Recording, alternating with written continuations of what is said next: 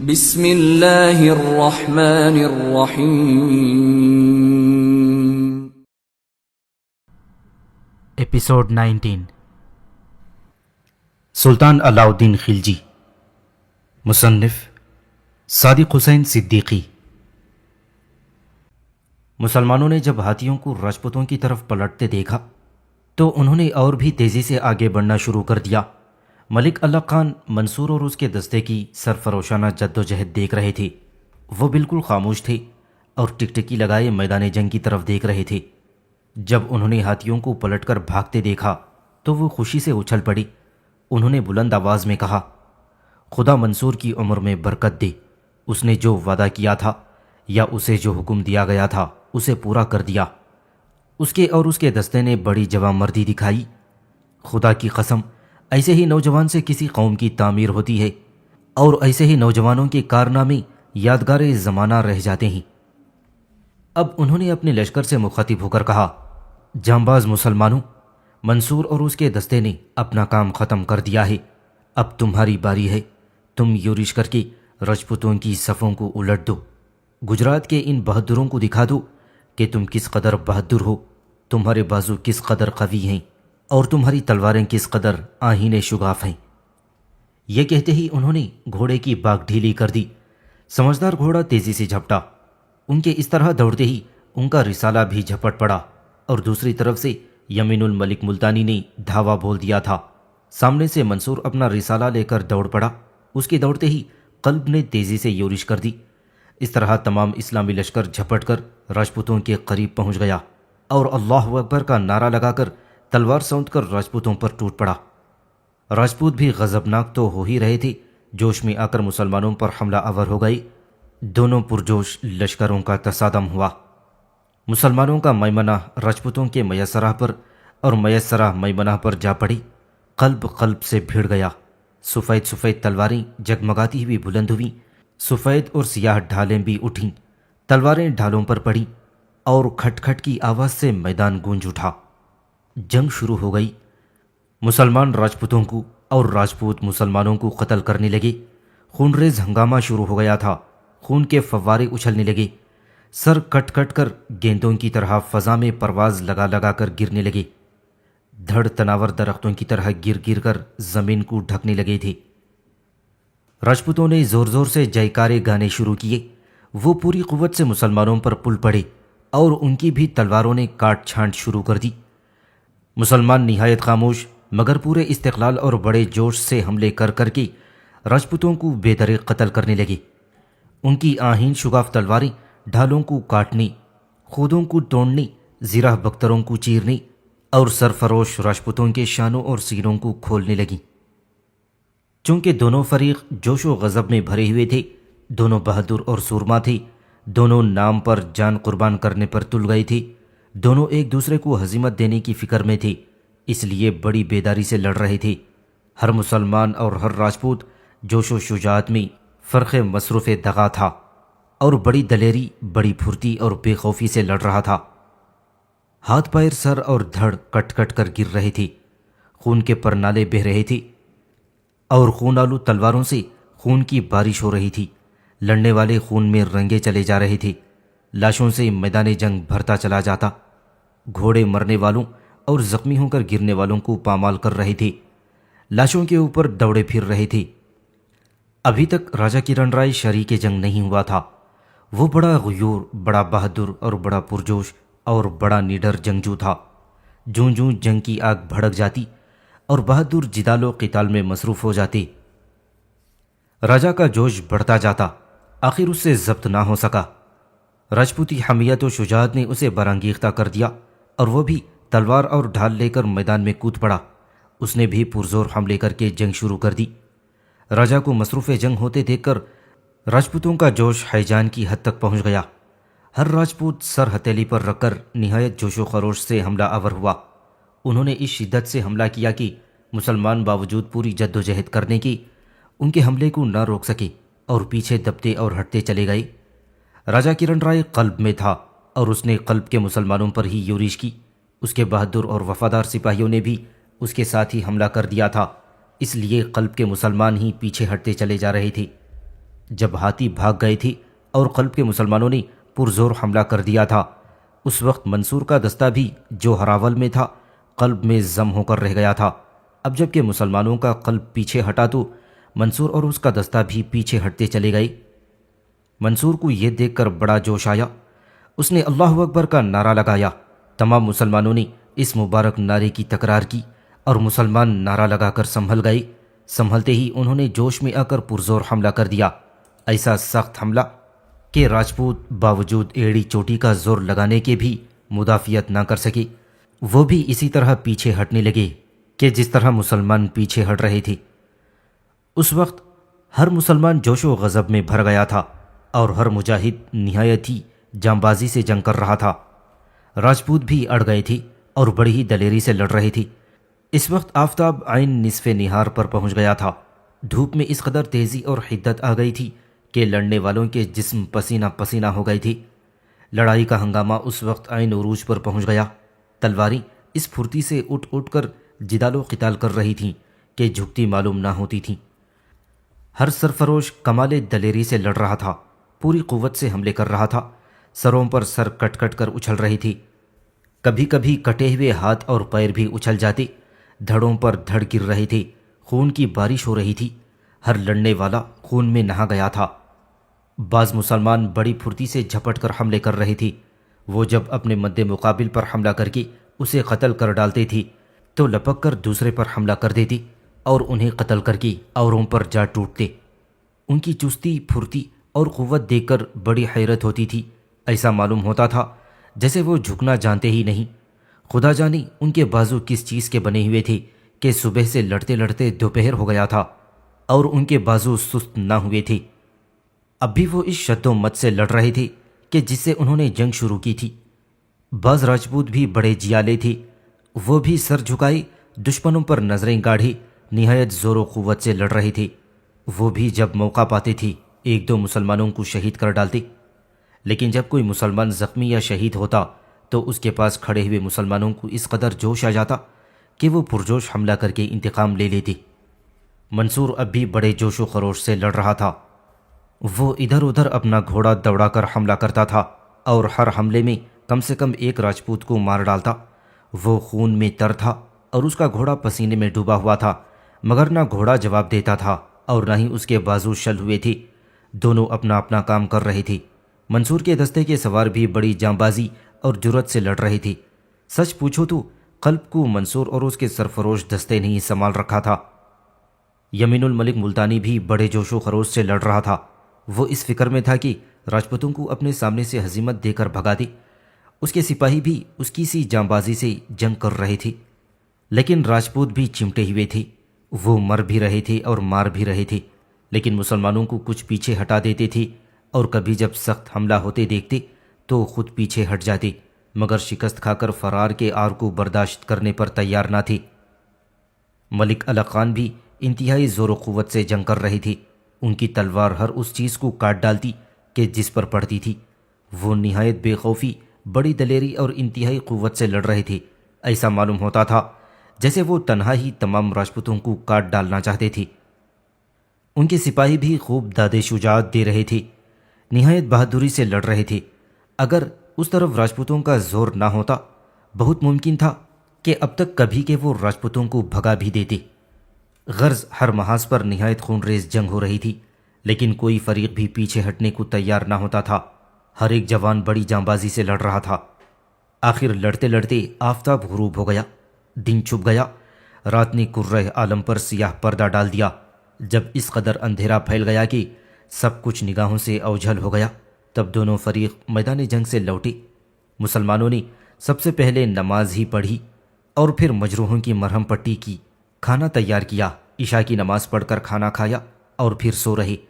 صبح سویرے بیدار ہو کر فجر کی نماز پڑھی۔ جب کسی قدر اجالا ہوا اور مسلمانوں نے راجپوتوں کے لشکر کی طرف دیکھا تو وہاں چڑھا بھی نہ تھا، تمام میدان خالی پڑا تھا۔ ملک علی خان نے کف افسوس ملتے ہوئے کہا، افسوس، دشمن رات کو فرار ہو گیا، لیکن وہ جاتا کہاں ہے، میں اس کا پیچھا نہ چھوڑوں گا۔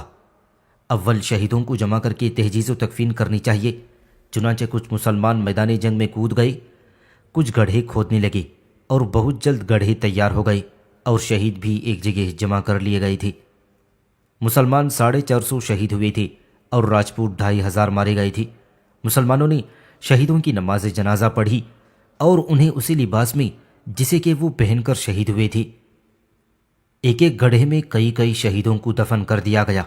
اس کام سے فارغ ہو کر ملک علی خان نے اس وقت لشکر کو کوچ کرنے کا حکم دیا۔ مسلمانوں نے خیمے اکھاڑ اکھاڑ کر بار برداریوں پر لادنے اور سب کے سب روانہ ہو کر پہاڑ کے اندر جا گھسے۔ سنگل دیو کو اس بات کا بڑا خیال تھا کہ راجہ کرن رائے اور دیول دیوی دونوں اسے اپنے سے کمتر سمجھ کر حقارت کی نظروں سے دیکھتے ہیں، حالانکہ وہ مراٹھا تھا اور مراٹھا قوم بھی اچھی قوم سمجھی جاتی تھی، اور چونکہ اس کے مزاج میں شر و فساد تھا، لڑائی جھگڑے کو وہ پسند کرتا تھا، اس لیے اسے اس امر کا بھی ملال تھا کہ اس کا باپ رام دیو سلطان علاء الدین خلجی سے معافی مانگنے کے لیے اور خراج ادا کرنے کے لیے دہلی روانہ ہو گیا تھا۔ اگر اراکین سلطنت اور امراء و وزراء اس کے کہنے پر چلنے کو تیار ہو جاتی تو وہ مسلمانوں سے فوراً جنگ شروع کر دیتا اور راجہ رام دیو کو کبھی دیو گڑھ میں نہ داخل ہونے دیتا۔ اسے یقین تھا ہی کہ مسلمان راجہ کرن رائے سے ناخوش ہیں، اس پر ضرور یورش کریں گے، چنانچہ وہ راجہ کے فرار اور مسلمانوں کے اس کا تعاقب کرنے کی خبریں سننے کا انتظار کر رہا تھا۔ بلاخر اس نے سن لیا کہ مسلمانوں نے راجہ کرن رائے پر یورش کر دی ہے اور ایک زبردست معرکے کے بعد راجہ شکست کھا کر فرار ہو گیا اور مسلمانوں نے اس کا تعاقب شروع کر دیا ہے۔ اسے ان خبروں کے سننے سے بڑی خوشی ہوئی، گویا اس کی امید بر آئی۔ یہی اس کی خواہش تھی۔ اسے یہ معلوم بھی ہو گیا تھا کہ راجہ مسلمانوں سے بھاگتا اور چھپتا پھرتا ہے اور مسلمان اس کا سراغ لگاتے اس کی کمین گاہ کو تلاش کر رہے ہیں، مگر ابھی تک اسے یہ بات معلوم نہ ہوئی تھی کہ مسلمانوں کا اس تلاش و جستجو اور حملہ اور تعاقب سے منشا کیا تھا۔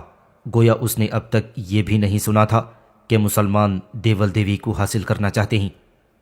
ایک روز اس کے پاس ایک قاصد آیا، اس نے ایک چٹھی اسے دی۔ سنگل دیو نے کھول کر پڑھنی شروع کی۔ یہ چٹھی نرملا کی بھیجی ہوئی تھی، جس میں لکھا ہوا تھا: پیارے بھائی راجکمار، میں آپ کے حکم کے بموجب راجکماری دیول دیوی کی خدمت میں اب تک موجود ہوں۔ میں اس کے سامنے تمہاری تعریفیں کر کر کے اس کے دل میں تمہارے پریم کی آگ بھڑکانے کی ہر چند کوشش کی، لیکن میں ناکام رہی۔ وہ تمہارا نام سنتے ہی بھڑک جاتی ہے۔ مجھے تعجب تھا کہ ایسا کیوں ہے۔ آخر ایک روز یہ راز کھل ہی گیا۔ خود راجکماری نے اپنی زبان سے ظاہر کیا: بھیا، راجکماری کو سلطان علاء الدین کے بیٹے ولی عہد بہادر شہزادہ خضر خان سے پریم ہو گیا ہے اور وہ اس کے پریم ساگر میں بہتی چلی جا رہی ہیں۔ اسی وجہ سے اس کے دل پر تمہاری تعریفوں کا اور خوبیوں کا اثر نہیں ہوتا۔ اتنا ہی پڑھ کر سنگل دیو کی آنکھیں غصے سے سرخ ہو گئیں، پیشانی پر بل پڑ گئے۔ اس نے زیر لب بڑبڑاتے ہوئے کہا: ننگے ملک و قوم راجپوت کی نہ ہو کر ایک ملکہ شہزادے سے پریم کرتی ہے، لیکن جب تک میں زندہ ہوں خیر دیکھا جائے گا، پہلے میں پوری چٹھی تو پڑھ لوں۔ اس نے خط کو پھر پڑھنا شروع کیا: راجکماری نے مجھے اپنا رازدار بنا کر اپنا دل میرے سامنے کھول کر رکھ دیا ہے۔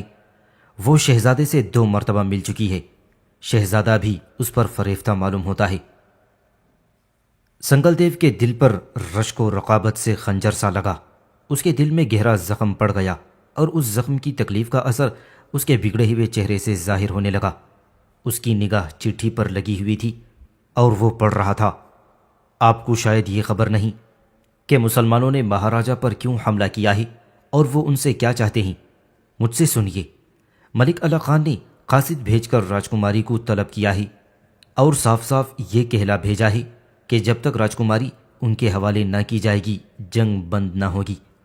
گویا موجودہ جنگ راجکماری کو حاصل کرنے کے لیے لڑی جا رہی ہے۔ بہانہ یہ ہے کہ رانی کولا دیوی نے راجکماری کو یاد کیا ہے۔ ممکن ہے یہ سچ ہو، کیونکہ رانی کو جس قدر راجکماری سے محبت تھی اس کا کچھ حال میں نے بڑی بوڑھی عورتوں سے سنا ہے، مگر میرا دل یہ گواہی دیتا ہے کہ اس معاملے میں شہزادہ خضر خان کا ہاتھ ہے۔ اس نے رانی اور سلطان دونوں کو ہموار کر کے اپنے چچا کو راجکماری کو حاصل کرنے کے لیے بھیجا ہے۔ اگرچہ مہاراج بڑے غیور ہیں، وہ آخر دم تک بھی راجکماری کو مسلمانوں کے حوالے کرنے پر تیار نہ ہوں گے، لیکن جنگ میں انہیں شکست ہوئی ہے۔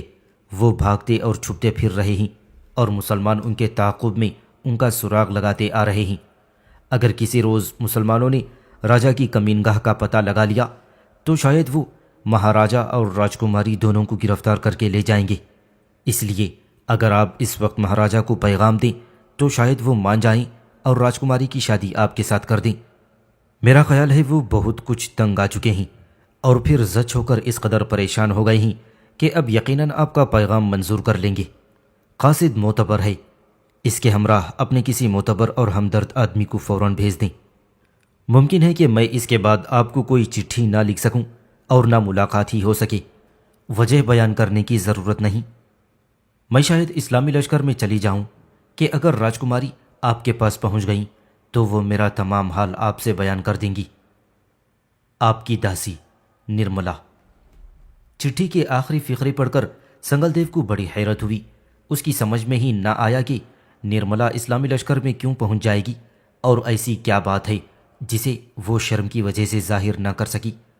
ابھی اس نے چٹھی پڑھ کر ختم ہی کی تھی کہ ایک نوجوان کمرے میں داخل ہوا۔ وہ بھی سنگل دیو ہی جیسا لباس پہنے ہوئے تھا۔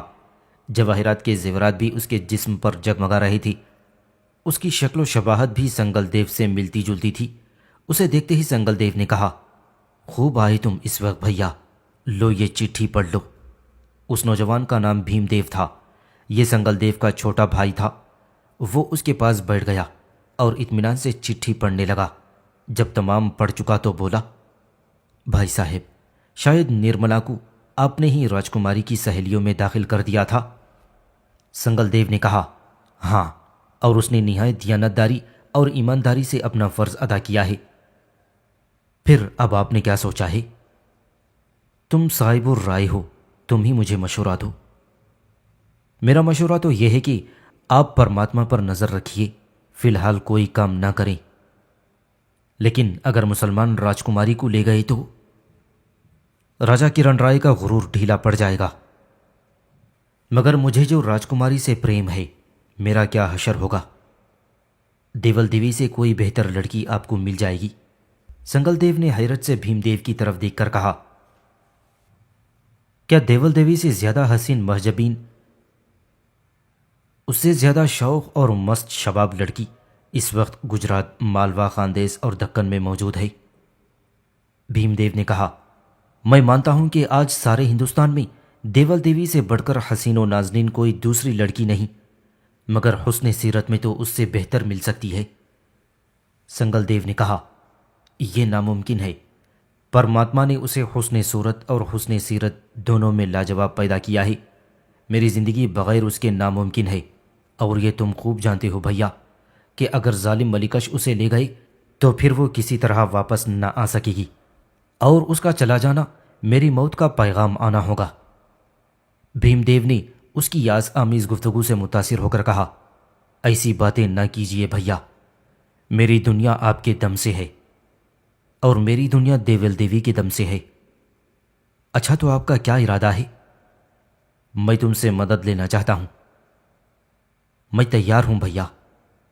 سنگل دیو نے جوش میں آ کر کہا، مجھے تم سے یہی توقع ہے۔ میں چاہتا ہوں کہ تم تحفے اور پیغام لے کر راجا کے پاس جاؤ، اسے سمجھاؤ۔ چونکہ وہ تنگ آ گیا ہے، اس لیے مجھے یقین ہے کہ اب وہ آمادہ ہو جائے گا۔ لیکن پتا جی کے بغیر منظوری حاصل کیے آپ ایسا کرنا چاہتے ہیں؟ میں پتا جی سے اس کا تذکرہ کر چکا ہوں۔ وہ از خود یہ معاملہ آگے بڑھانا نہیں چاہتے کہ کہیں وہ راجہ انکار نہ کر دے اور مفت میں انہیں پشیمانی اٹھانی پڑے۔ لیکن وہ اس رشتے کو پسند بھی کرتے ہیں۔ ہاں، تب تو میں تیار ہوں، اور مجھے یقین ہے کہ میں راجہ کو اس قرابت پر آمادہ کر لوں گا۔ اس پر سنگل دیو نے کہا، اور میں عمر بھر تمہارا زیر بار احسان رہوں گا۔ چونکہ ہر لمحہ قیمتی ہے، اس لیے تم آج ہی روانہ ہو جاؤ۔ میں چٹھی لکھتا ہوں اور تحائف نکلواتا ہوں، تم جانے کی تیاری کر لو۔ بھیم دیو چلا گیا۔ سنگل دیو نے چٹھی لکھی، نہایت بیش قیمت زیورات اور کچھ زر نقد نکلوایا، اور تھوڑی دیر میں بھیم دیو بھی تیار ہو کر آ گیا تھا اور چٹھی اور تحائف لے کر 250 سواروں کی میت میں راجہ کرن رائے کی طرف چل پڑا۔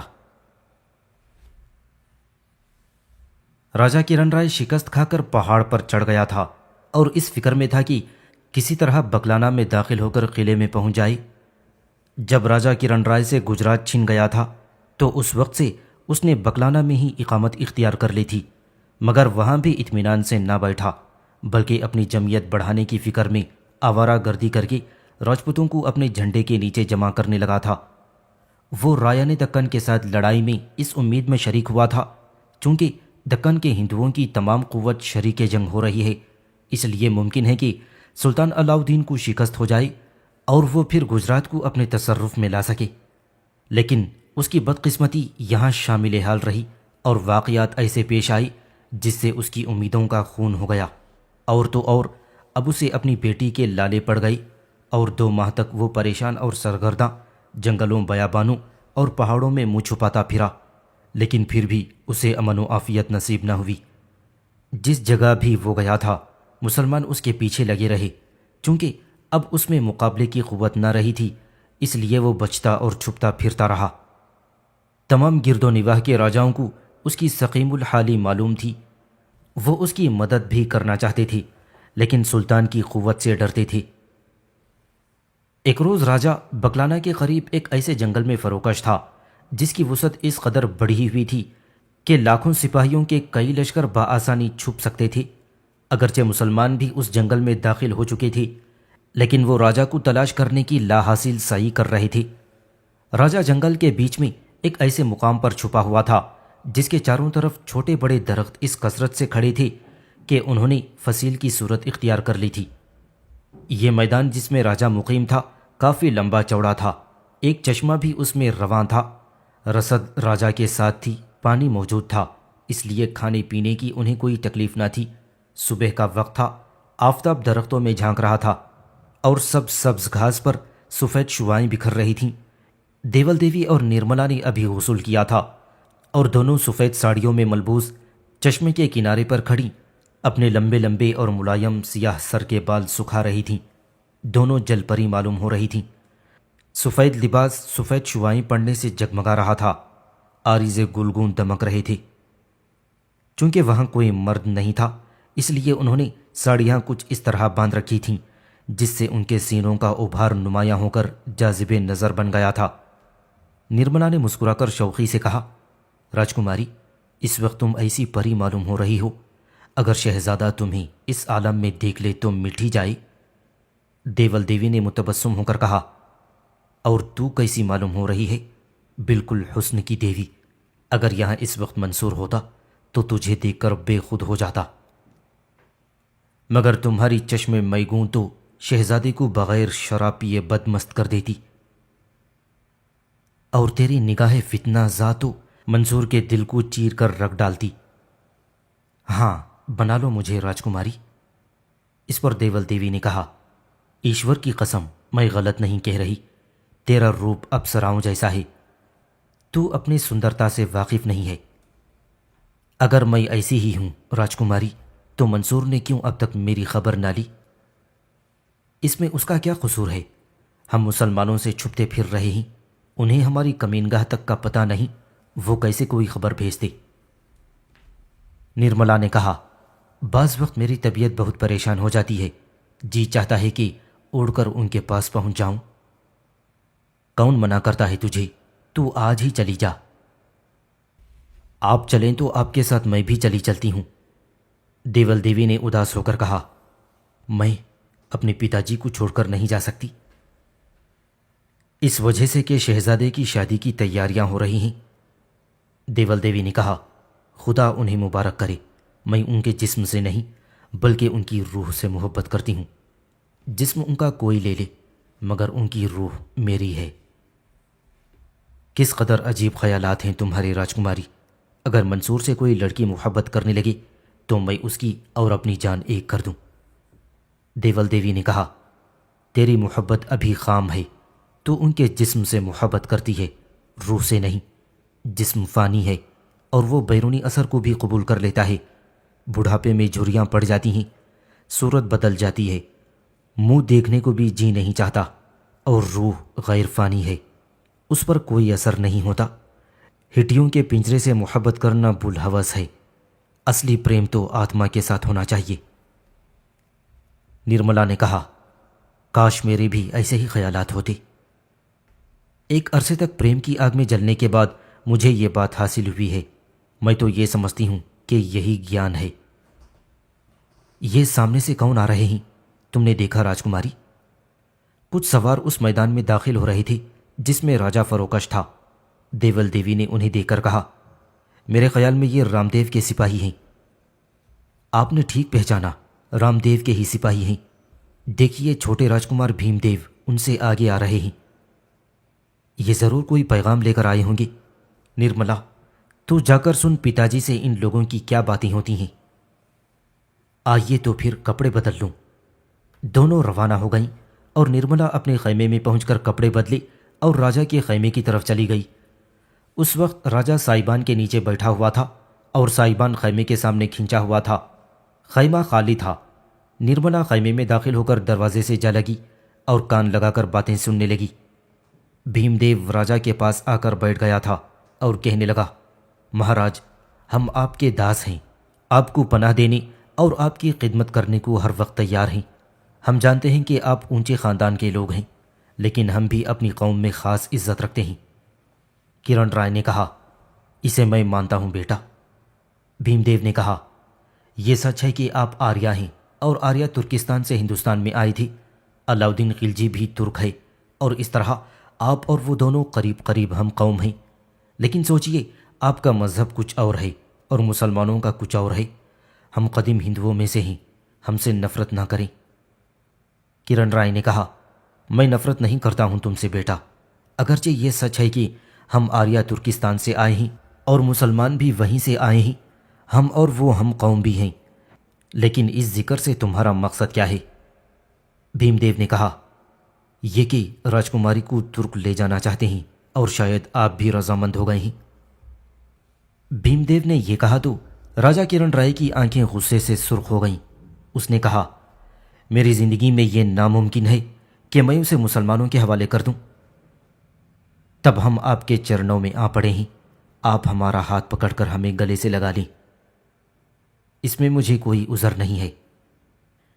راجا کرن رائے نے کہا تو بھیم دیو نے پرجوش ہو کر کہا، اب دیکھیے، آپ اپنے قول سے پھر نہ جائیے. آپ وچن دے چکے ہیں. ہاں، میں وچن دے چکا ہوں. اس پر بھیم دیو نے کہا، آپ میرے بھائی سنگل دیو کو اپنی غلامی میں قبول کر لیجئے. کرن رائے پر سکتا سا طاری ہو گیا. اس نے کچھ وقفے کے بعد کہا، بیٹا بھیم دیو، میں تمہیں گلے لگانے کا وچن دے چکا ہوں. حالانکہ جب میں یہ اقرار کر رہا تھا اس وقت میرے ذہن میں یہ بات نہ تھی کہ تم راجکماری کی خواستگاری کرو گے، مگر راجپوت قول کے پکے ہوتے ہیں. میں اس رشتے کو منظور کرتا ہوں. بھیم دیو کی آنکھیں خوشی سے چمکنے لگیں. اس نے آگے بڑھ کر راجا کے پیر پکڑ لیے. راجا نے اسے اٹھا کر گلے سے لگا لیا.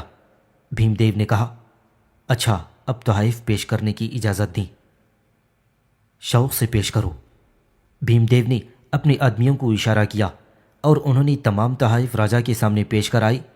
راجا نے انہیں دیکھا، قبول کیا اور پھر کہنے لگا، راجکماری کے پاس زیورات بھجوا دو. فوراً کئی آدمی زیورات اٹھا کر لے گئے.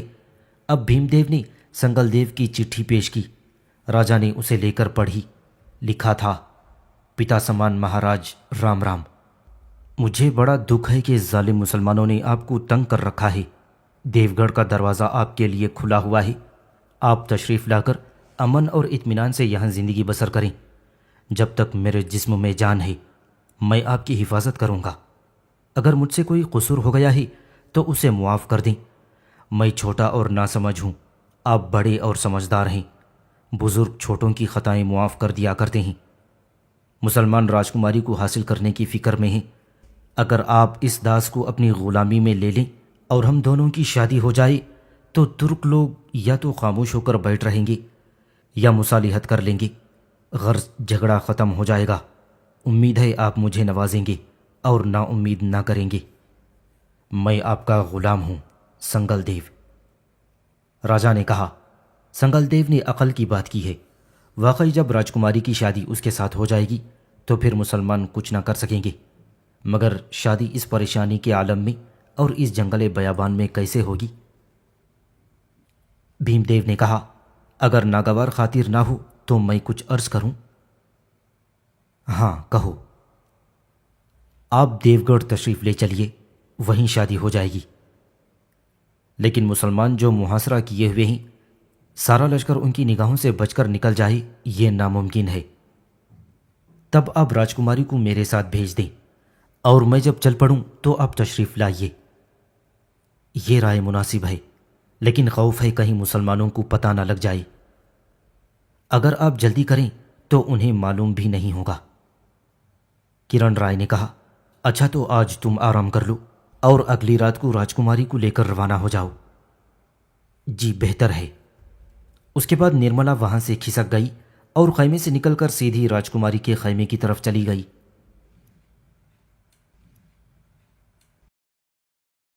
سامعین سے گزارش کی جاتی ہے کہ ہمارے سارے چینلز ایلیکونٹ ادب ایکسٹراس، سوارڈ آف حق چینل اور اتحاد الانصار چینل میں جن آڈیو بکس اور سیریز کو مکمل کیا جا چکا ہے، ان سب کا مطالعہ ہمارے پلے لسٹ سیکشن سے کریں، اور ان آڈیو بکس اور سیریز کو آپ اپنے دوست و احباب میں شیئر کرتے رہیں، اور ہمارے سوشل میڈیا پلیٹ فارمز کے لنکس ڈسکرپشن میں دیے گئے ہیں، ہمیں سبسکرائب اور فالو ضرور کریں۔ جزاک اللہ۔